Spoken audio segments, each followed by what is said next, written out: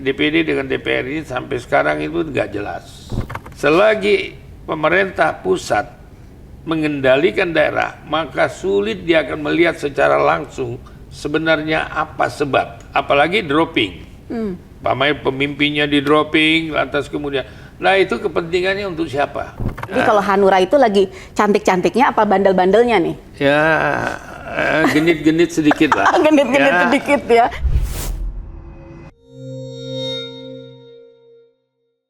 Osman Sabtaodang, saya yakin udah banyak sahabat RRI yang dengar nama ini. Nah, hari ini saya kebetulan dapat waktu untuk bisa ngobrol-ngobrol bareng Bang Oso. Apa kabar Bang Oso? Baik. Bang Oso, kenapa mau dipanggil Bang terus biar muda terus? Apa emang rasanya muda terus? Iya, manggil kamu. Tapi emang benar kok Bang Oso. Kenapa sih? Karena melakukan hal-hal yang disukai. Enggak. Atau? Kamu yang memanggil Bang ya, saya iya. Tapi emang aja. benar kayaknya dari mulai di DPR sampai sekarang kayaknya masih nggak banyak berubah. Tapi ini ya, kegiatan juga masih sama? Masih banyak? Biasa aja lah. Bang Oso, kan kalau orang cuman kenal Bang Oso itu mungkin ada yang kenalnya di DPR, di parlemen gitu ya, ketua DPD, terus juga ada yang kenal bapaknya Hanura. Misalnya, karena sekarang masih menjabat sebagai ketua umum Hanura gitu. Selain kegiatan-kegiatan politik itu, kalau Bang Oso sendiri punya kegiatan lain nggak yang juga ya ikut punya andil untuk membangun bangsa ini selain lewat politik? Ya, saya kan pengusaha. Dasarnya kan background saya kan pengusaha. Tapi kemudian juga terjun di politik. Ya. Lantas kalau di politik itu kan kita mesti punya komitmen. Komitmen politik apa yang akan kita bangun untuk negara. Itu sebabnya saya terpilih sebagai wakil ketua MPR dan ketua DPD RI. Ya. Itulah hidup ya. Dan di dalam kehidupan saya pikir harus berbuat baik. Harus berbuat yang menjadi ukuran-ukuran tertentu dan target-target yang dicapai juga harus menjadi ukuran di masyarakat. Ya. Itu sebab di dalam politik kita harus mengupayakan sesuatu yang ada kaitannya dengan kepentingan masyarakat itu sendiri. Umpamanya, kan semua kita berasal dari daerah. Dan kita bisa terpilih itu pasti daerah yang mengusulkan. Nah pertanyaannya, apakah kita sudah berbuat terhadap daerah itu sendiri yang memilih kita? Nah itu yang jarang terjadi, ya, jarang dan sulit untuk terjadi. Kenapa? Sebab setelah kita terpilih, setelah kita belum tentu mempunyai kemampuan untuk memaksakan sesuatu keinginan yang sesuai dengan kebutuhan daerah itu sendiri. Oke. Tapi itu jadi satu-satunya motivasi Abang atau ada motivasi lain yang membuat Bang Oso tuh pingin terus memberikan ya yang terbaik lah untuk bangsa ini? Ya memang kita harus memberikan contoh yang terbaik. Yang nggak baik ya kita makan sendiri aja. Tapi yang terbaik harus kita bagi dengan orang lain. Ya. Berbuat baik dengan orang lain itu tidak ada ruginya. Sejelek-jeleknya orang itu juga, dia akan berpikir 1000 kali kalau orang baik kepada dia. Mungkin dia tidak akan sanggup untuk berbuat tidak baik kepada orang yang baik kepada dia. Jadi itu filosofi hidup saya ya begitu. Iya. Bang Oso, tadi saya sempat baca-baca nih, profil Bang Oso tuh dari kecil kayak gimana. Kalau kita ngebayangin yang sekarang kayaknya jauh ya, Abang, dari kehidupan dulu di masa kecil. Saya pernah dapat katanya Bang Oso dulu pernah jadi kuli panggul di pelabuhan juga. Iya, itu kebanggaan saya bahwa saya mulai dari tidak punya apa-apa menjadi sedikit ada apa-apa. Ya. Artinya tidak lagi menyusahkan orang tua, tidak menyusahkan orang lain. Karena saya bekerja keras untuk membayar kepentingan-kepentingan yang diperlukan dalam kehidupan saya dan keluarga saya. pelajaran apa sih Bang Oso yang apa bisa membentuk Abang tuh jadi sosok seperti yang sekarang? Ya, semangat pertama, semangat. Kedua, komitmen, percaya diri. Lantas kemudian tidak merasa canggung, tidak merasa terhina dalam mengerjakan sesuatu yang baik, dan tidak merasakan hina terhadap pekerjaan-pekerjaan yang dianggap orang rendah tapi halal, ya kan? Jadi kenapa kita harus malu? Dan disitulah sebetulnya saya menghitungnya 1 triliun rupiah. Bisakah 1 triliun rupiah itu dicapai dengan tanpa 1 sen? Artinya 1 sen itu menjadi sangat penting untuk mencapai 1.000 rupiah. Tanpa 1 sen dia nggak bisa mengatakan itu 1.000. 1.000 kurang 1 sen. Nggak jadi 1.000? Nggak jadi 1.000. Iya, jadi 999. Iya, iya betul. 100.000 kurang 1 sen. Nggak jadi juga. Nggak jadi juga 100.000. Ya kan? Jadi filosofi itu harus kita hayati. Artinya apa? Sesuatu yang kecil itu sangat berarti untuk menjadi sesuatu yang besar. Oh, luar biasa. Tapi Abang selain politisi, pengusaha juga. Dari umur 22 tahun kalau nggak salah udah di HIPMI. Iya Bang Oso ya? Udah deh kayaknya catatan saya, contekannya. Sudah. Ya kan, terus dari umur 18 tahun. Sudah. 19 tahun ya. Luar biasa. Ini kalau teman saya masih asik-asik main itu umur 18-19 tahun, Bang. Ya, memang belum kepikiran saya juga main juga. Main di usaha macam-macam. Iya kan? Saya juga main. Iya. Umur segitu kalau nggak main kan bukan anak muda. Oh iya benar-benar. Tapi jadi anak muda itu nggak boleh ya, dilarang. Oke. Pada umur sekian, 16, 17 itu jangan diatur-atur. Karena apa? Inspirasi mereka pada umur segitu macam-macam, terhayal. Dan dalam terhayal itu dia memilih sesuatu, keinginan. Dalam keinginan itu dia menentukan tujuan-tujuannya yang kita tidak tahu. Orang tua pun tidak tahu. Iya. Tapi kalau tujuannya Hanura tahu lah ya kan 18 Oh iya, udah pasti. Kenapa Hanura itu kita masuk dan kita bersama-sama membangun Hanura itu karena kita tahu ini masa depan bangsa. Partai ini masa depan bangsa karena dia berpihak kepada daerah. Kenapa?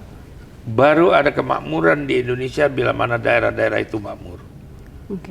Bagaimana Anda mau melihat, saya dari sana, Anda dari situ, yang teman-teman dari sini, ya, semua dari daerah-daerah. Betul.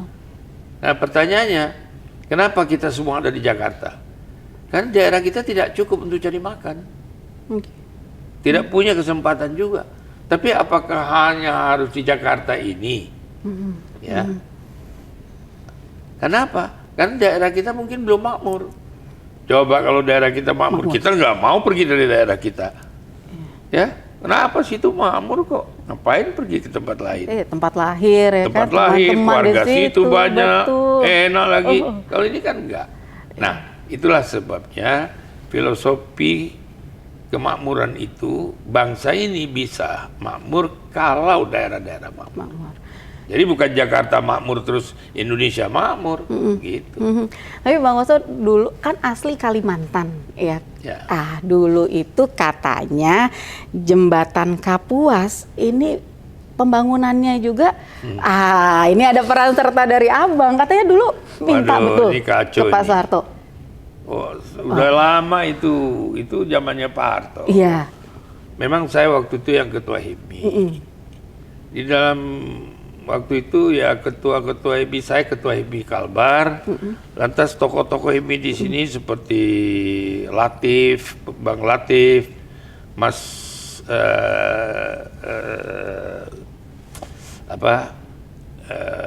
Siswono, Mas Siswono, lantas ada Abu Rizal Bakri, ya. Lantas ada siapa lagi ya? Banyak sekali ya, Bang Sahrul, itu kan macam-macam dari daerah macam-macam ini, tokoh-tokohnya HIPMI dulu, ya, banyak sekali. itu tiba-tiba kita dari daerah itu nggak boleh ngomong. Kenapa? Karena supaya teratur begitu maksudnya kepada presiden. Yeah. Tapi begitu presiden setelah mendengar keterangan dari DPP IPMI bertanya, siapa lagi? Saya kepengen dengar dari anak-anak daerah. Yeah. Saya tunjuk tangan. Ini nekat saya. Nah, terus saya bilang, Pak, di Kalimantan Barat itu nggak ada jembatan. Akibat daripada tidak ada jembatan itu, arus bongkar muat antara seberang ke seberang menimbulkan kos sampai dengan 15%. Okay. 15% kali kebutuhan rakyat yang menaik 15% oleh pengusaha itu akan memberatkan rakyat. Tapi kalau ada jembatan itu menjadi 0% kan? Karena dia lewat jembatan.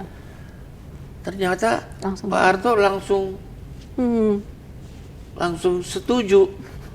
Coba dia bilang, panggil ini Menteri Bappenas. Waktu itu Menteri Bappenasnya Pak Wijoyo Nitisastro. Nah, Menteri Sekretaris Negaranya, bukan Menteri, Sekda Lobangnya Pak Solihin. Pak Harto langsung perintahkan Pak Solihin untuk undang itu Menteri. Nah, begitu undang, datang itu Pak Menteri, ditanya sama Pak Harto, dan kita juga dipanggil. Ya besoknya itu dengan Gubernur saya Kalimantan Barat Pak Sujiman. Wah, saya juga jadi heran juga, kok jadi begini nih kan? Saya nggak ngerti apa-apa, cuma ingin itu aja mencapai.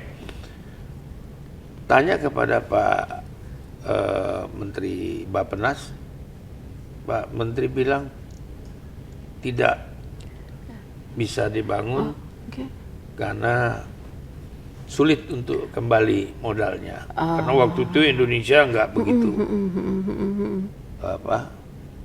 kondisinya. Jadi Pak Harto bilang 15% loh katanya.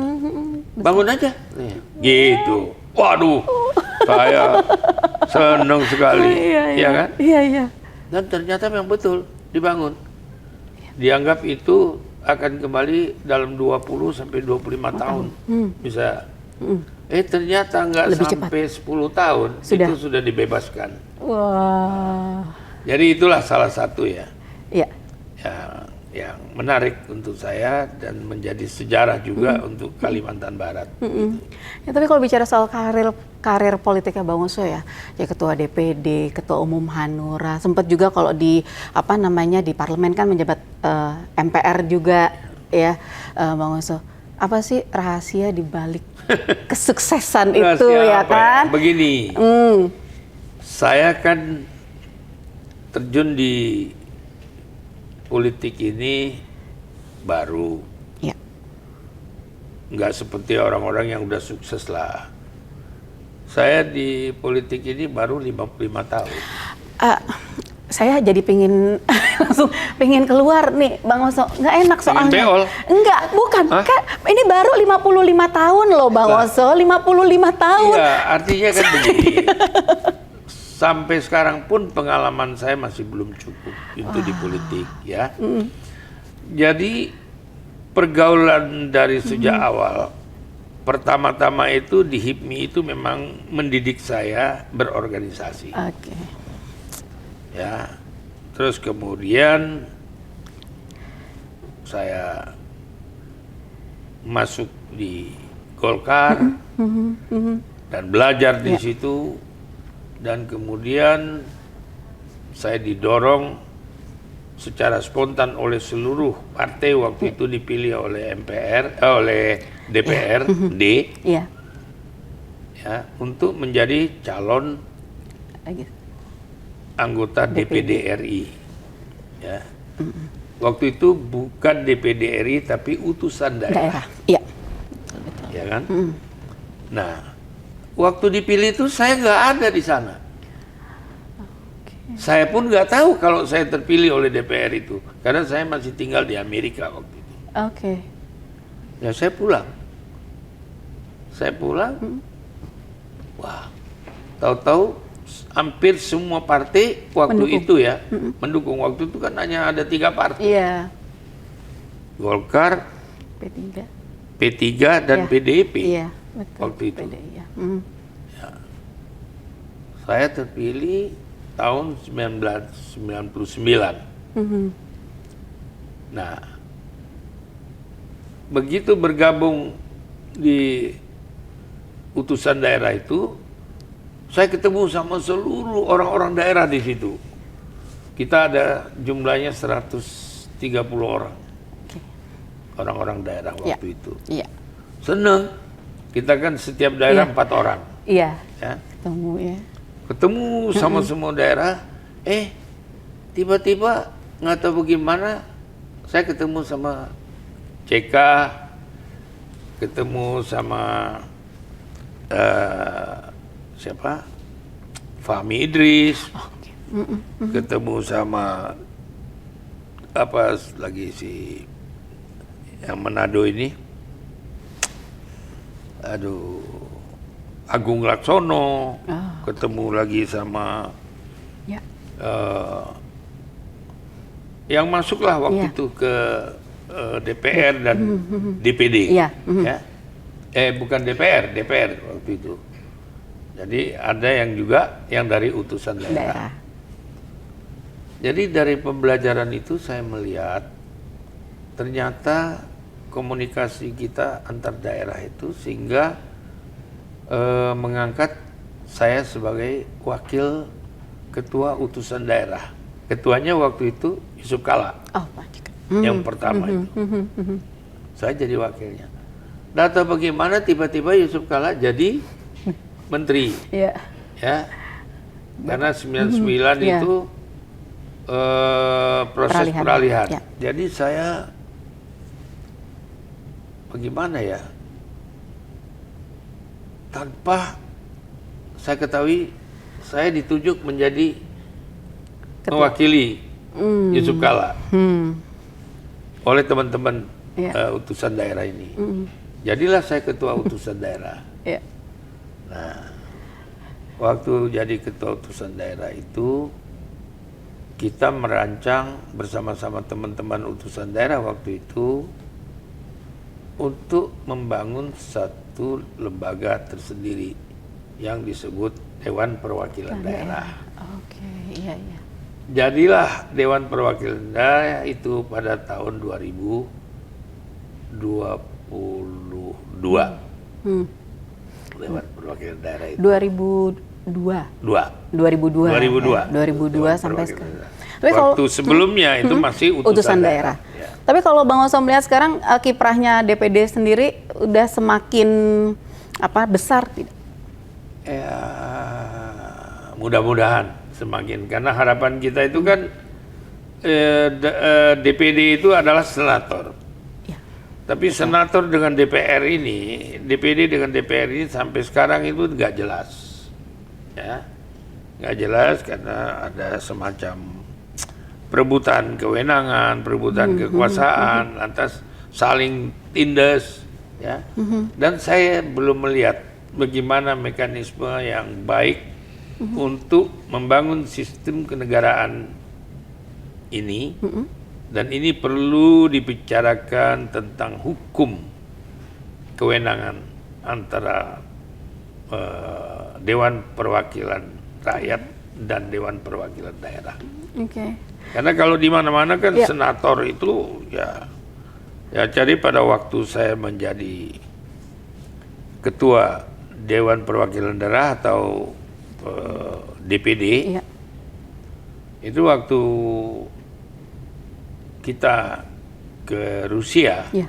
tim kita ke Rusia, itu yang pertama bicara di parlemen Rusia itu adalah Bung Karno. Sampai detik ini yang kedua itu adalah saya, ya, bicara di parlemennya. Dan kita melihat bagaimana senator di sana itu. Ya. Dan kita melihat juga bagaimana senator di Rusia dan Amerika. Rusia dan Amerika senator itu sangat berperan sekali. Tapi di Indonesia, saya belum melihat sampai ke situ. Oke. Ya. Jadi memang ini perlu perjuangan senator-senator ini untuk membangun sistem yang meyakinkan rakyat, yang meyakinkan pemerintah dapat membangun sesuatu yang betul-betul sesuai dengan keinginan rakyat itu sendiri. Tapi kalau Bang Oso sebagai politisi, sebagai rakyat begitu ya, juga melihat kondisi politik bangsa kita sekarang gimana sih? Apalagi kan kita baru aja nih berganti kepemimpinan dari Presiden Joko Widodo ke Pak Presiden Prabowo. Ya, begini ya, di dalam satu kepemimpinan itu ada yang berhasil, ada yang tidak. Andai kata tidak berhasil, maka harus dibikin penggantinya yang mampu memberhasilkan. Andai kata kepemimpinan yang lalu itu berhasil, maka kepemimpinan sekarang harus meningkatkan keberhasilan itu. Begitu. Itu prinsip di dalam hidup saya. Oke. Nah, ini Bang Oso balik lagi nih ngomongin soal Hanura, kan besok atau di bulan Desember ini kan ulang tahun ke-18. Ke depan itu kalau yang akan jadi fokus, divisi, misi khususnya Hanura ke depan seperti apa? Tagline kita tetap berpihak kepada daerah. Karena kita yakin daerah-daerah ini sekarang belum makmur. Daerah-daerah masih banyak kesulitannya.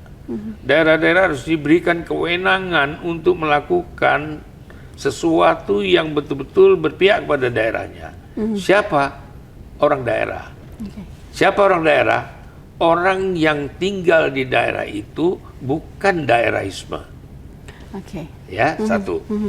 Yang kedua, harus diberi kesempatan tentang kewenangan daerah. Selagi pemerintah pusat mengendalikan daerah, maka sulit dia akan melihat secara langsung sebenarnya apa sebab, apalagi dropping. Pamai pemimpinnya di dropping, lantas kemudian, nah itu kepentingannya untuk siapa? Jadi harus betul-betul orang daerah itu yang mencintai daerahnya, bukan daerahisme. Umpamanya, saya orang dari luar, ibu saya orang Minang, bapak saya orang Bugis, saya lahir di Kalimantan, terus saya tinggal di Kalimantan. Saya nggak merasa tuh orang Bugis, saya nggak merasa orang Minang. Tapi saya nggak bisa bilang itu bukan turunan saya. Tapi saya harus merasa sebagai orang Kalimantan. Karena besar. Karena kita orang Indonesia. Iya betul. Ya kan? Jadi manusia itu harus cerdas.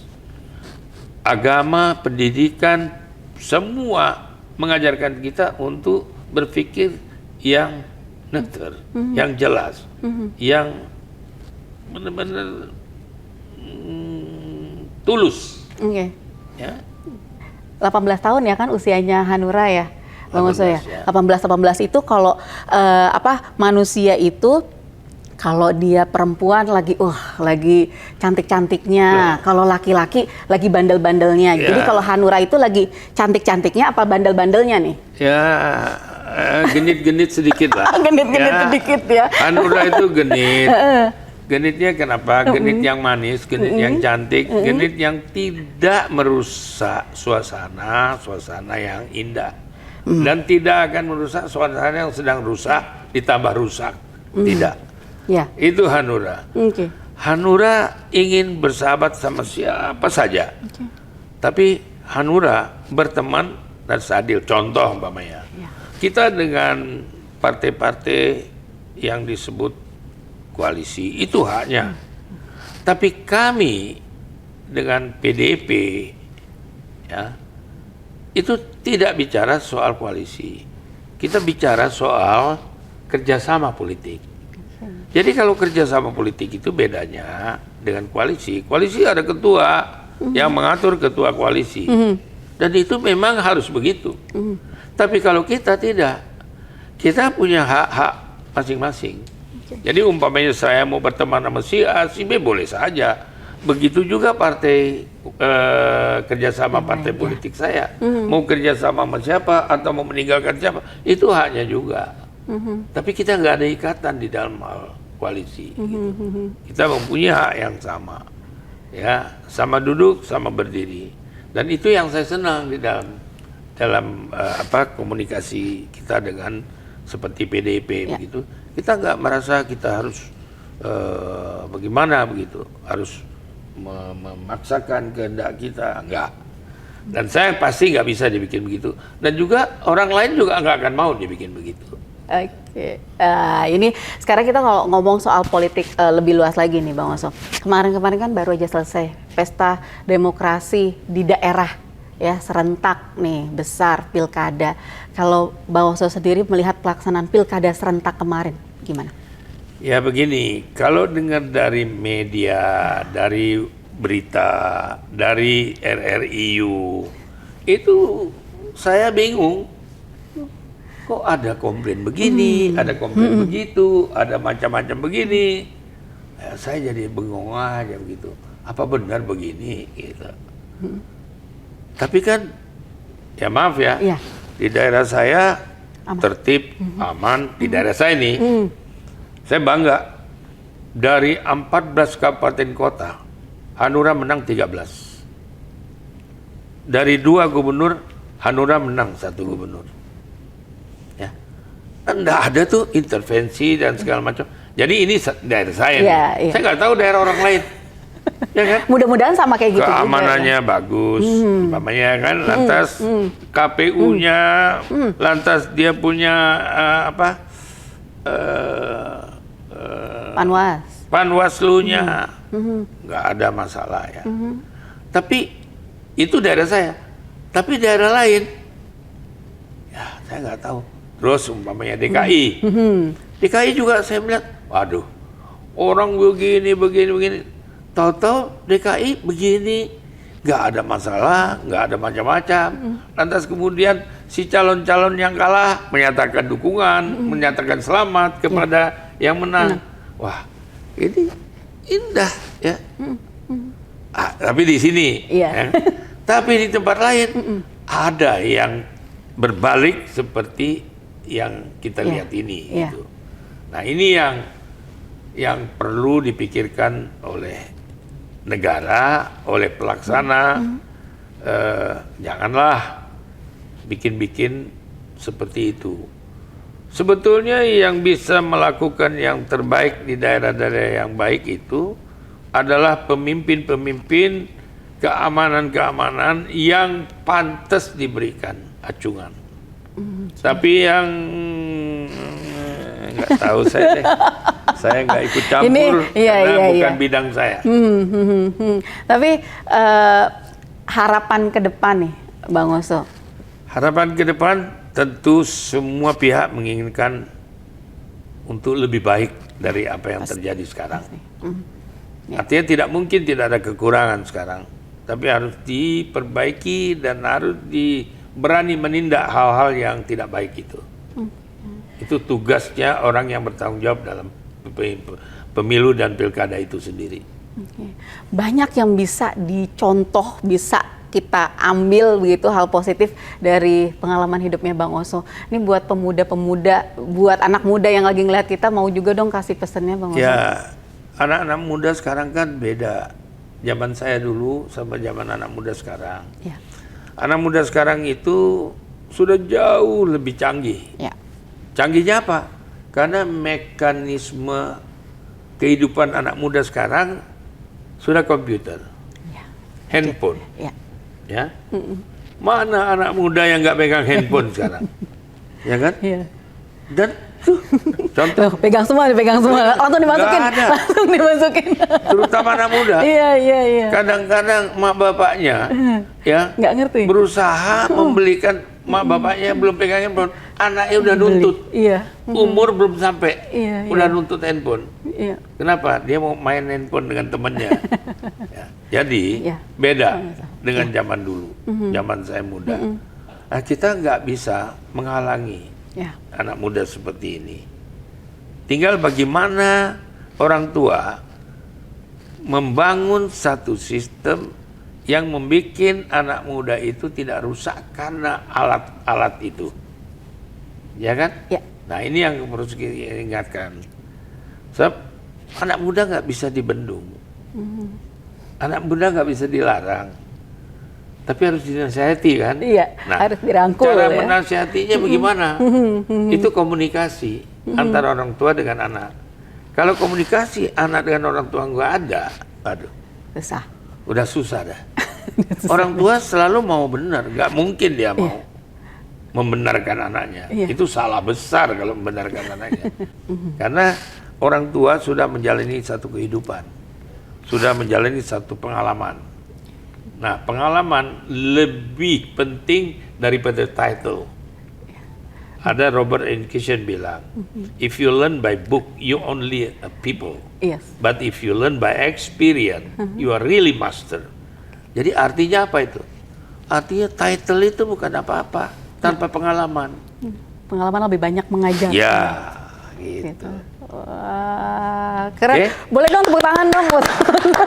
Tapi memang saya benar-benar senang sekali bisa ngobrol-ngobrol bareng Bang Oso. Mudah-mudahan ketularan juga suksesnya. Amin. Iya, Bang Oso, sehat selalu. Terima kasih. Sampai ketemu.